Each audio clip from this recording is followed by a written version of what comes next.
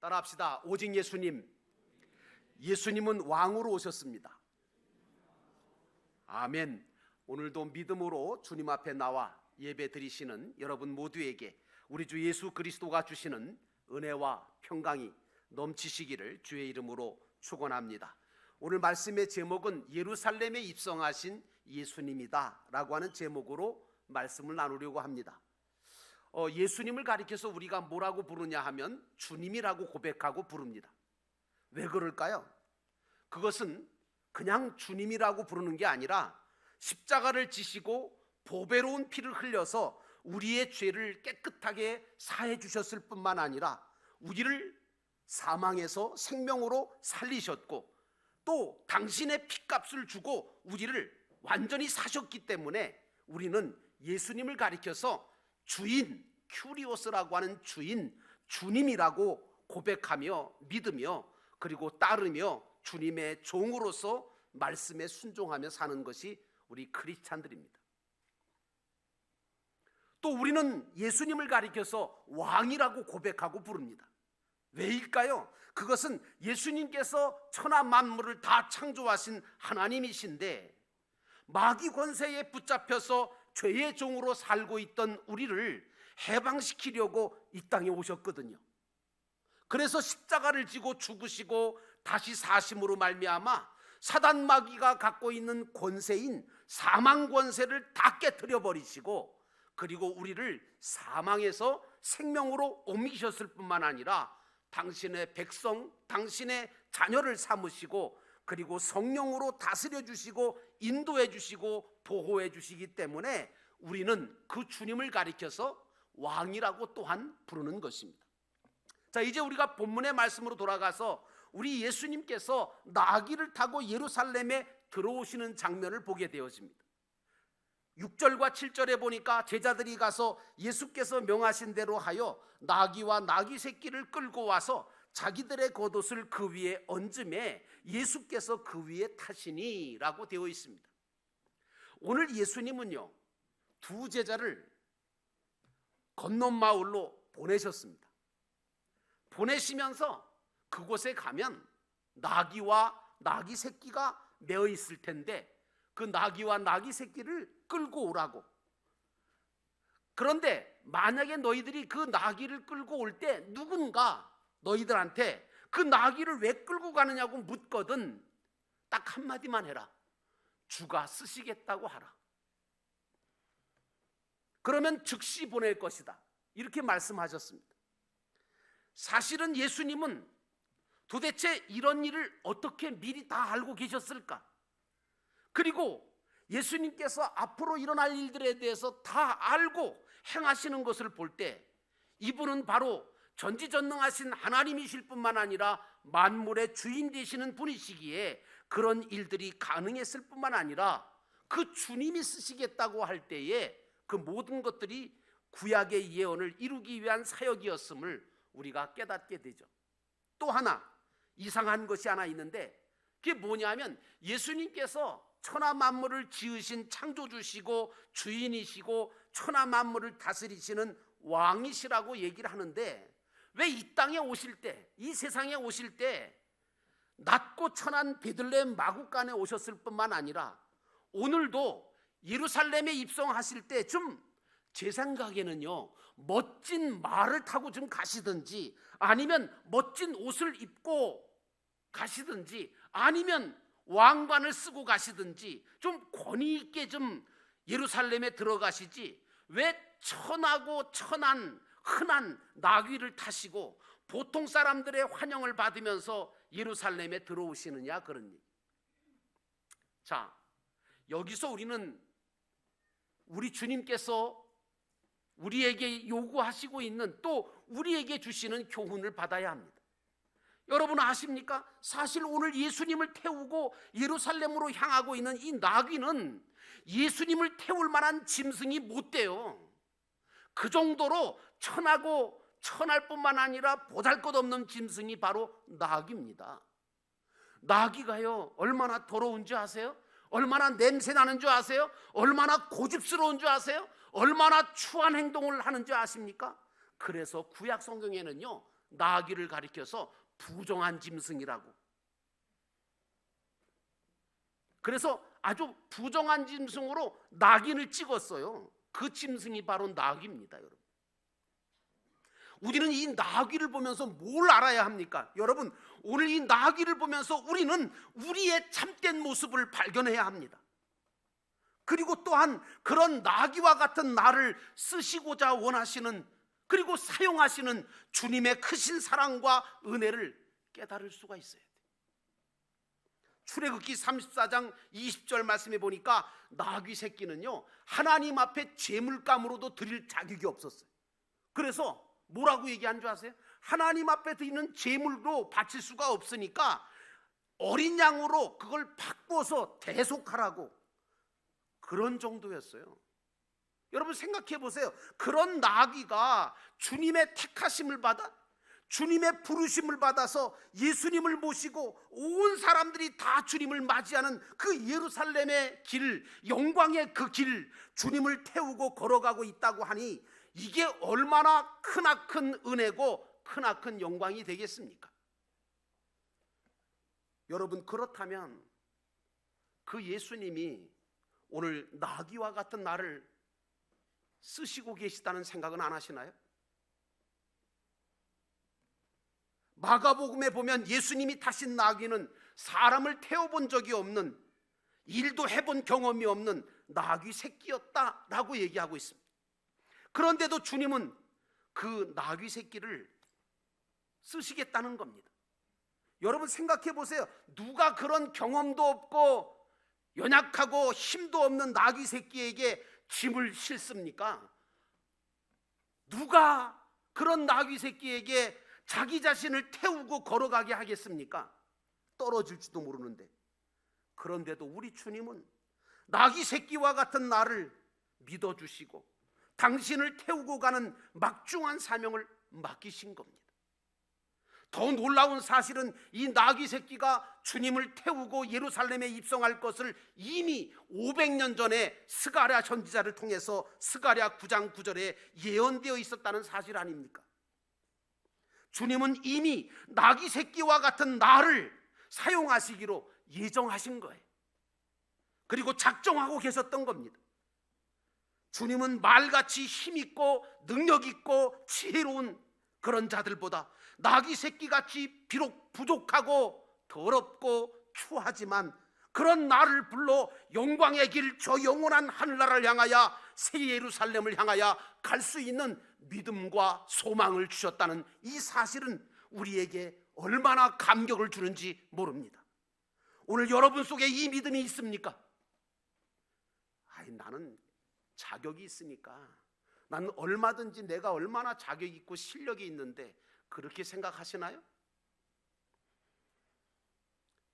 여러분, 오늘 여러분 속에 나귀 새끼와 같은 정말 온전한 감격 있는 믿음이 생기시기를 주의 이름으로 축원합니다. 만약에 여러분이 그런 믿음이 있다면 여러분은 주님께서 나 자신을 다 쓰시도록 내어드릴 수 있습니다. 그리고 힘들고 어려워도 불평하지 아니하고 믿음으로 감사함으로 묵묵히 그 길을 걸어갈 수 있지 않겠습니까? 결국 이 나귀 새끼는 주님과 함께 영광을 받았습니다. 존귀함을 입었습니다. 여러분도 저도 주님 모시고 주님을 위해 살면 이렇게 될 수 있다는 사실입니다. 사실 저도 나귀 새끼와 같은 자였습니다.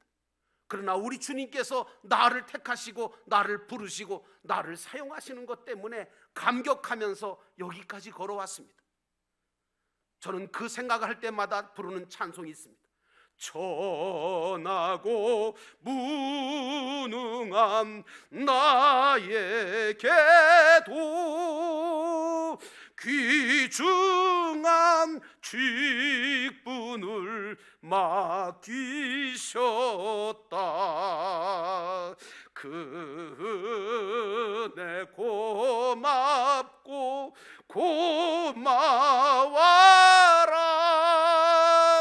이 생명 바쳐서 충성하리.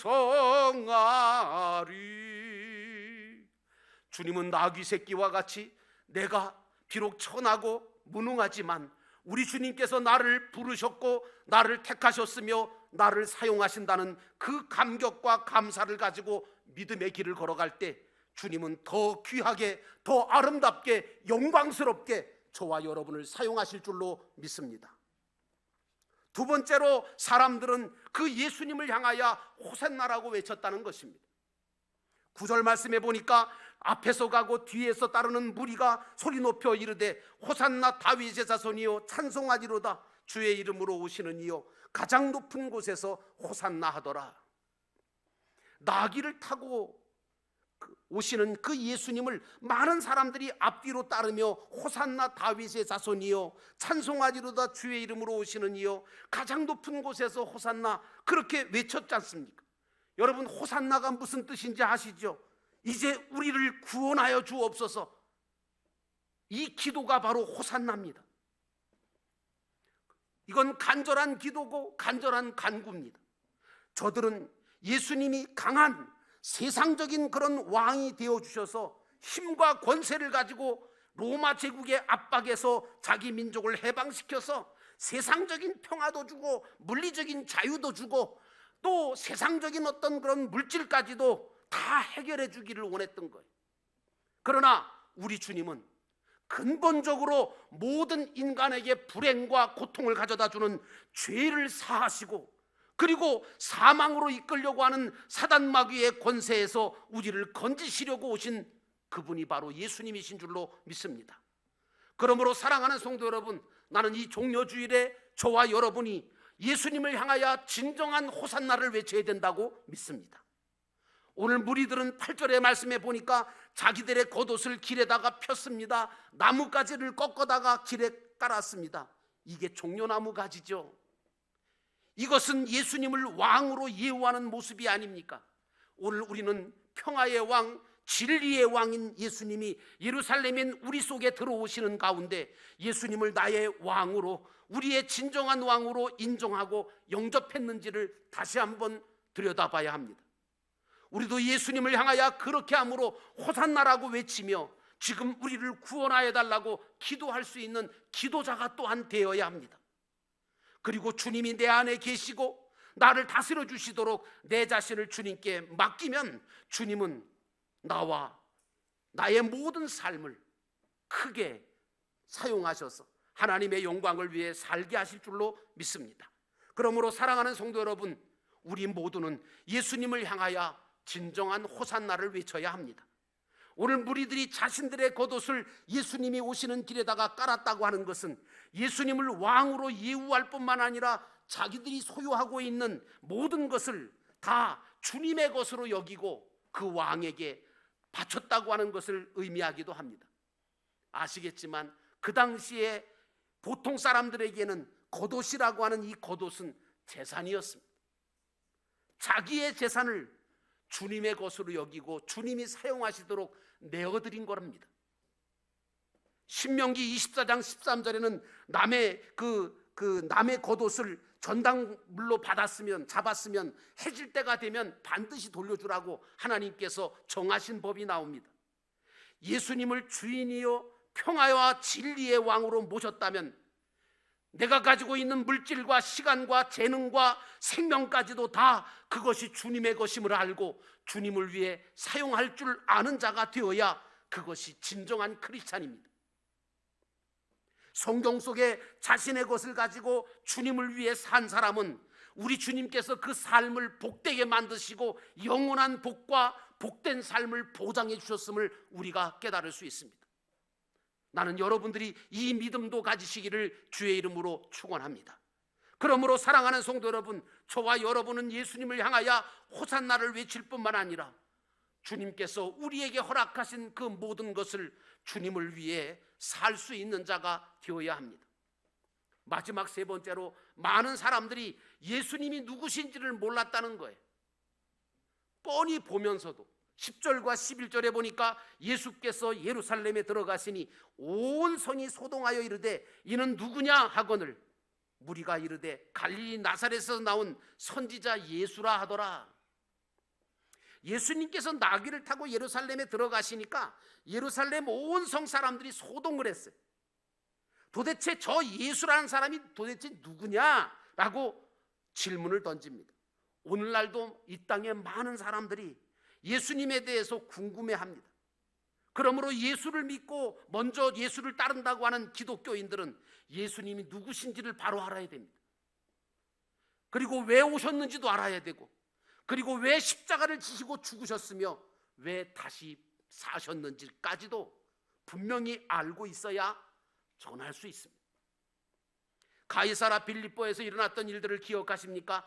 예수님께서 모든 제자들을 데리고 3년 반 동안 다 이끌고 계시다가 마지막에 간 곳이 바로 이 가이사라 빌립보 아닙니까? 그곳에서 예수님은 제자들에게 이렇게 질문합니다.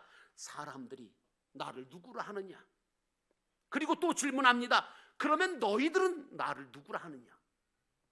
그때 제자들은 대답하기를 다른 사람들은 엘리야라고 하기도 하고 어떤 사람은 선지자 중에 하나라고 얘기합니다. 그런데 베드로가 너희는 나를 누구라고 하느냐 할 때에 베드로가 고백합니다. 주는 그리스도시요 살아계신 하나님의 아들입니다. 여러분, 저와 여러분은 예수님을 알고 전할 줄 아는 자가 되어야 합니다. 사람들은 예수를 갈릴리 나사렛에서 나온 선지자 예수라고 말을 하지요. 이 말은 무슨 말과 똑같은 줄 아십니까? 우리나라 말로 하면요, 여러분 어느 시골 촌동네에 어떤 사람이 갑자기 뭐 변호사가 됐거나 판사가 됐거나 아니면 뭐 국회의원이 됐거나 그러면 프랜카드를 놓고 막 그냥 써붙이잖아요.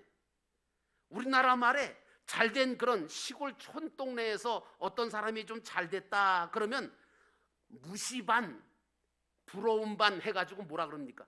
개천에서 용났어 그러죠. 이 말하고 똑같은 거예요.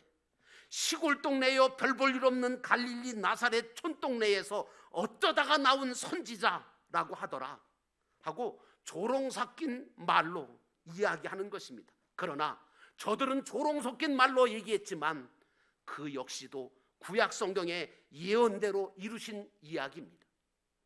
지금도 많은 사람들은 예수님을 그저 팔레스틴 지방 유대 땅에 태어난 미래의 일과 앞으로 닥쳐올 일을 미리 내다볼 줄 아는 어떤 뛰어난 사람, 위대한 사람, 선지자 중에 하나, 그리고 위대한 스승이라고 이야기합니다. 그러나 저는 그것을 부인합니다.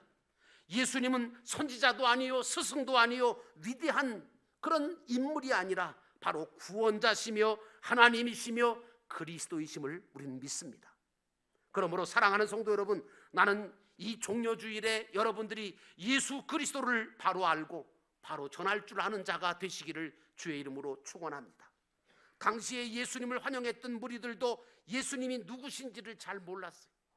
그저 자신의 형편과 처지를 더 잘 살게 만들고 잘 되게 만들어줄 그럴 분 정도로 생각을 했죠. 예수님은 세상에서 물질적으로 세상적으로 잘 살고 성공하고 높은 자리에 앉게 하시려고 이 땅에 오신 분이 아니에요. 우리로 하나님이 지으신 목적대로 이 땅 위에서 하나님의 영광을 드러내며 그리고 하나님께서 기뻐하시는 일들을 감당하게 하려고 이 땅에 오셨고 우리를 죄와 악에서 사망으로부터 건져주시려고 구원하여 생명으로 영원한 것으로 인도하기 위해서 오신 구세주가 바로 예수님이십니다. 예수를 믿어도 잘못된 목적으로 예수를 믿으면 언젠가 예수 떠나고 교회 떠납니다. 예수님은 쿠데타를 일으켜서 세상 정권 잡으려고 오신 분도 아닙니다. 길과 진리와 생명이 되어주셔서 우리에게 참 자유와 소망을 갖게 하실 뿐만 아니라 세상에서 살면서 가장 보람있게 가치있게 삶을 살도록 하시려고 이 땅에 오신 겁니다.